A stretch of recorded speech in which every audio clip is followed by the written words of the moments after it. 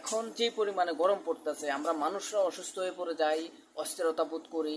তো গবাদি পশু আসলে কথা বলতে পারে না। এই এত তীব্র গরমের মধ্যে আমরা মানুষরা যেভাবে অসুস্থ হয়ে পড়ে যাই, গবাদি পশু ঠিক তেমনই অসুস্থ হয়ে পড়ে যায়।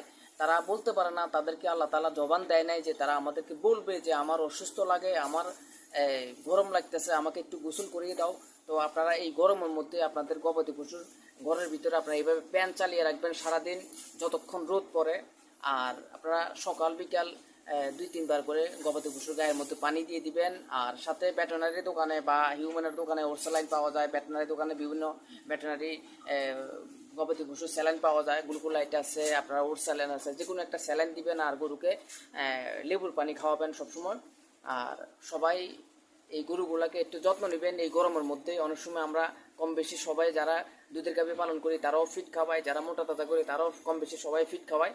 তো এদেরকে একটু যত্ন নেবেন। নিজেরাও যেরকম গরমে অস্থিরতা বোধ করেন, গরু অস্থিরতা বোধ করে, সবাই এইগুলার যত্ন নেবেন। সকাল বিকাল গোসল করে দিবেন, গরুর ঘরে যাবেন, ফ্যান চালিয়ে রাখবেন। সবাই ভালো থাকবেন, সুস্থ থাকবেন। আল্লাহ হাফেজ।